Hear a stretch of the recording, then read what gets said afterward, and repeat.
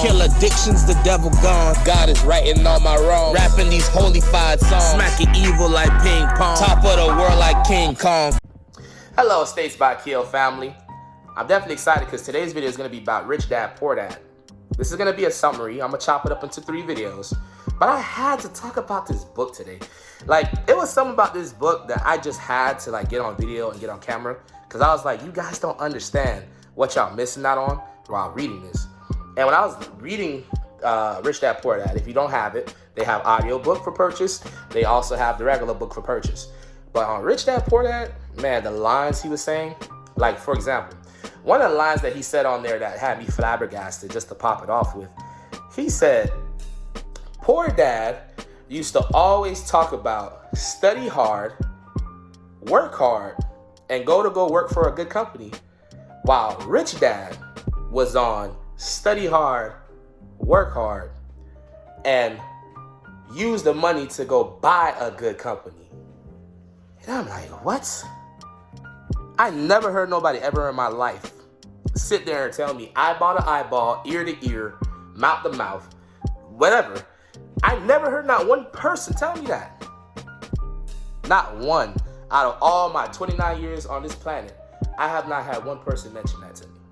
And I'm pretty sure it's the same exact factor for you guys. I like the fact that they use 2 people to make you realize the wrong advices about money and wealth and riches, and then the correct advices about money, wealth, and riches. And no matter who you are, this applies to anybody, no matter what race, nationality, background, religion you come from. It's a universal concept that you could use behind money no matter what. Because Poor Dad, he had a PhD. He studied super hard. He was basically just making sure that he became a lawyer, accountant, doctor. And while Rich Dad was on buying businesses. Rich Dad was on running businesses. So it was just 2 completely different styles of education. And because this is a summary, this is to help y'all to clear it and understand. One of the things that I like is that Poor Dad was his biological father. Rich Dad was a mentor. So some of us, we have Poor Dad, Poor Mom, or we have Rich Dad, Rich Mom. And we have women leaders in our business that coaches us. Because for me, I got coached up by two different women in both industries. I'm in the finance and real estate industry, right? And both of them were women, right? Some of them were married, but majority of the time it was the woman teaching me about the leadership. So just to go to show that we have to have the rich dads and the rich moms of our lives to coach us, guide us, and mentor us. Not just people that have a lot of money. Because what I like about this audio, he says that money is a form of power.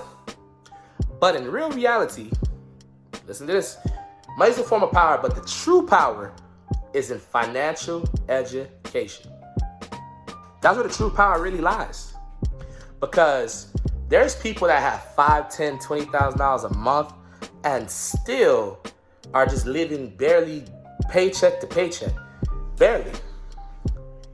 But it's because they don't understand the concepts of how to truly use their money to the most effective capacity. And they don't focus the purchases and the investments on things that's going to make the money back in return. And that's not going to be a liability. I like the fact that he says, Poor Dad thought the largest investment was a real estate property. Rich Dad thought if your house is the largest investment that you have, that's a liability because you're just paying a mortgage. That's a liability. So that's your biggest investment. You're going to be in some deep trouble. That's what it said on the audiobook. And I'm like, wow.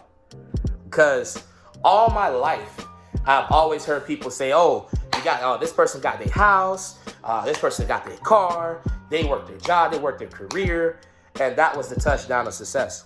But as I'm listening to Rich Dad, Poor Dad, it made me realize that the people that was teaching me financial advice, they were teaching me the wrong thing. But we get confused and we get caught up into money because just like what he said on Rich Dad, Poor Dad, money is like a carrot that you put in front of a horse or in front of a donkey. You put that carrot in front of that horse or donkey, they're going to run for it. But the carrot is only for a moment. But if you were a smart person and you were to plant a harvest of carrots, that would be way more beneficial than just having that one carrot. That's how people treat their lives financially, because that one paycheck that you have is basically like the carrot in front of you, and you think that's the touchdown, you think that's the bait. All because it has nutrients for the moment, you don't think about the streams that could pay you for the next 100, 200, 300 years to come. You're thinking too short term financially. So this book teaches you this. This is all in Rich Dad, Poor Dad. I like the fact that he said, well, Poor Dad was saying, I can't afford it. So whenever he saw the price tag, Poor Dad started panicking. And I fell victim to this even in my own financial life, I'll be honest. But one of the things that he said, that Rich Dad, he exercised his mind, and he's like, how can I find a way how to afford this? I'm like, what? How can I find a way how to afford this? Because there's nothing that I can't purchase, but there is a way that I'm going to have to work in order to achieve this purchase, this investment right in front of me. So I can't afford it. It shuts your brain down from being creative. But how can I afford it? Opens up your mind to creativity, and that's going to help you to do the actions and reactions necessary in order to walk into your wealth, in order to walk into your riches. In this book, Poor Dad was focused on just working a job. Rich Dad was focused on getting rich. And in our middle class society and lower income society, we think getting rich is a taboo word. It's a disgusting word, nasty word. So people try and mask it up by saying wealth and by saying prosperity, and which it is wealth. Don't get it wrong, because wealth is a measure. How long can I live on this money without it running out? So wealth is a key word, but rich is how fast can I really develop a strong support system of multiple different businesses, multiple different assets that could pay me money whether I'm working or not, so I could be able to focus on the things that truly matter in life. Because sometimes we let money run our lives too much. That's what he said on Rich Dad, Poor Dad. And the thing is, money has power, but if you don't overpower the thoughts of money by putting the thoughts of getting rich there, you're going to always have a financial problem in your life. So focus on getting rich, not just making a dollar. Because you making that dollar and you getting that paycheck, waiting that once a week is the equivalent of you eating 1 carrot a week if you were a horse. If you had a business that paid you every single day, you'll be able to eat every single day. There's some people that get paid 30 to 100 paychecks a day, just like how Rich Dad was balling. Why you can't get to a point of you having a high financial status of nothing but streams of overflow of riches, wealth, and success? You can. However, you got to remove and drop all the poor advices that you received from your poor dads and your poor moms. You have to let all of it go. Everything. Because even, for example, Poor Dad was big on just getting a whole bunch of education and studying to be a professional, be a lawyer, accountant. But here's the problem with that. Scholastic education, the traditional school system, like he said in Rich Dad, Poor Dad, it doesn't teach you about how money works. So everybody gets money, but they have no instruction manual for their paycheck. That's crazy. Like when you really absorb that, you're like, what? Because your whole entire life, you thought all because you had large amounts of money, you're going to be successful. Not necessarily. It may pay the bills. But the thing is, a lot of people, like he said in Rich Dad, Poor Dad, a lot of people, when they make more income, they raise their expenses. So even if you made $100,000, but you're spending over $105,000, you're going to still be broke no matter what. I've seen people make $60,000, $70,000, $80,000, pay their bills, do certain things, but still end up not having anything behind because they choose to eat out. They could cook at home. They could literally purchase food for $10, $15, cook a meal for the week, or $20, whatever it is. But $20, $25, cook a meal for the week versus you going out and spending $200 a week just on one plate, or just only going out 2 to 3 times out of the week. By far, that's not what's going to get you ahead financially. Because I understand if you're married, you have a significant other, you're taking them on a date, that's understandable. But at the same time, just to do it on a day-to-day basis or every other day basis, and you're wondering why you're not getting financially ahead, that's exactly why. Poor philosophies on money. Rich Dad said, people use their emotion to make financial decisions, and they don't know how to select the correct choice of thoughts to make the correct financial decisions. So they let their emotions get to them. Oh, I'm angry right now, so I'm just going to go spend money on pleasure. I'm going to go buy liquor. I'm going to go buy wine. I'm going to go do this and do that. But how much did any of that bring you back in return? Nothing. You got nothing from that except a moment. Just a small experience. So instead, convert that energy into investing into advertising. If you have to invest into doing a social media advertisement for $10 a day, even if it's on the weekend, hey, that's a more smarter, wiser investment than you just dropping money on random things just to make your body feel good, but financially you're not going to be good. So you'll start realizing, reading Rich Dad Poor Dad, how much people have a low financial IQ. How people's financial intelligence level is not as high as they make it sound. But if you don't read this book, what's going to happen to you is you're going to be walking around thinking that when people are having money in their accounts, and this person made $100,000, so they know what they're talking about, Regil. Yeah, all because of that. It doesn't necessarily mean they know how to utilize their money to build a harvest. I'm telling you, if you get the financial education, and then as you work and you build your businesses and you buy businesses, purchase businesses over time as you work, because earned income is the first format of income. Let's be honest. Let's face it here. But we still have passive income, which you don't have to be there. You still get paid off of other people's efforts. I like what I heard, this quote where he says, I'd rather get paid off of 100 people, right, than versus me getting paid all off of myself. So that's the passive. Residual income. Hey, off of your old work from the past. You got your Series 6 investment license or anything like that.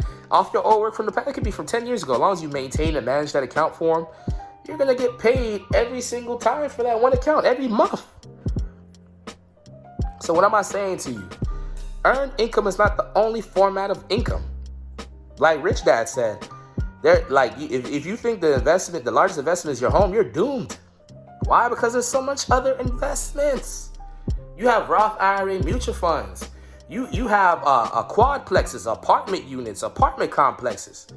And you're only thinking about just purchasing a home to live in? That's it? So this is a financial reality check. Because a lot of people walk around the illusion thinking financially they're straight, but in real reality, they're not. You read this book on your own, because everybody's going to get some of their own interpretations, but this is what I got from the book. This is exactly what he said, word for word. But you might hear something that maybe I didn't cover on this video, and it's going to open your head to a whole nother level. But if you continue to just think, oh, this book is not that important, everybody talks about this book. Well, it's one of the New York Times bestsellers, so just get with the program, get with the wave. Because there's so much pools of wealth and riches and money. But you have to get that money consciousness and have that circulating through your head to know what's poor, what's rich. It's just like the Bible. The Bible points out, here's what the devil does, here's what God does. It's the same thing in your financial life. God supports wealth and riches. So that's why God anointed Robert Kiyosaki to talk about this book. To teach you, this is the poor side, this is the rich side. I don't care how old this book is. This book can really be out in 2050, 2060. This book is a constant no matter what the economy looks like, what you're facing, it's going to reform you. It's going to reform you and transform you. Because honestly, there's a reason why you guys clicked on this video. Y'all clicked on this video today because y'all want to get right financially. You ain't come on this video because y'all were bored. You just want to see what it's all about. And even if you're saying that, like, who's really coaching you right now? Who's really coaching you on how to build wealth and success? Who's really doing that? That's why you're searching for answers. That's why you're here on YouTube right now. But I'm here to give all of you guys faith to understand. As long as you open up your ear gates, you drop all the previous bad financial advices. Because one of the things that I have learned from Robert Kiyosaki from another book, he says that in order for you to get into a new financial league and to get into a new wealth league, you have to have a new league of mentorship, a new league of advisors. He said on the book, Choose to Be Rich. Because you got to develop a rich consciousness. Because everybody wants to become rich, but let's keep it real. Only 2,000 billionaires exist in the universe right now, in this world. Especially when it comes down to the millionaire statistic right now. You have 1.7 million people that are African American that have millions. You have 1.9 million Hispanics that actually have over a million plus. So out of every 1 out of 50 households in the African American community, only one really becomes a millionaire household. The average net worth for African American is $9,000. The average net worth for the Hispanic community is $36,000. Right now, that's predominant, let's face it, is the Caucasian community. I love my brothers. At the end of the day, hey, right now they have over 70% of the world's wealth. That's just what it is. So instead of you trying to hide and be in denial financially, learn from this book, Rich Dad Poor Dad. It doesn't matter who you are, what race, nationality, job you have, learn from it. Because the financial education is what's going to always be more powerful. It's not the money. There's people that throw out the money and they don't know what they're doing.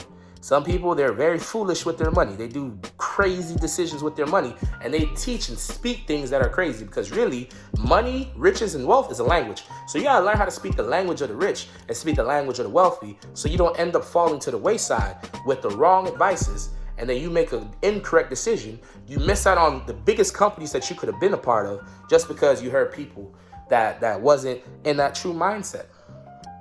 So whether you're in the brokerage industry, you're in insurance, investments, real estate, whether you're in the professional service industry, barbershop, hairstylist, engineer, it doesn't matter what industry you're in.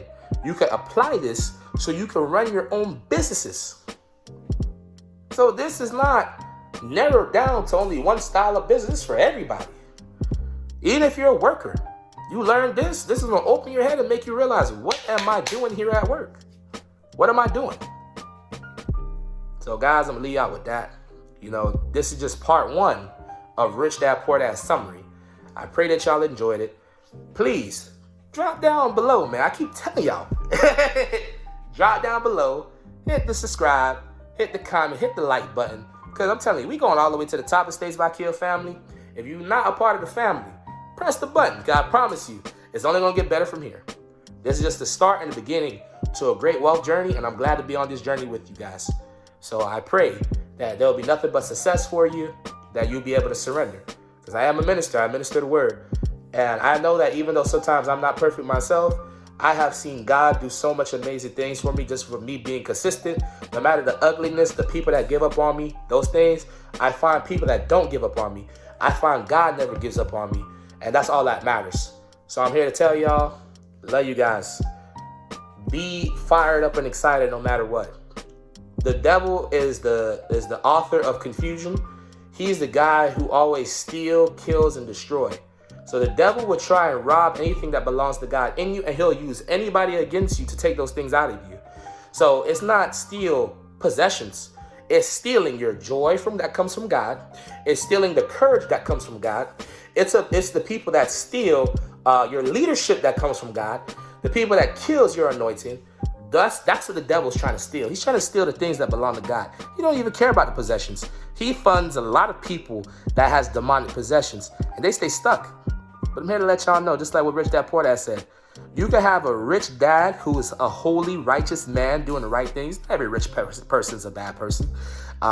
Poor dad, the devices, because people that poor, sometimes they can have good hearts, but in the end of the day, you still end up in financial tragedies or financial heartbreaks. So it's going to still lead you to a bad end result. So you might as well listen to the rich of the world, help out those who are poor, struggling in the world, and really become financially successful for them, and show them that there's a better option and better way how to live.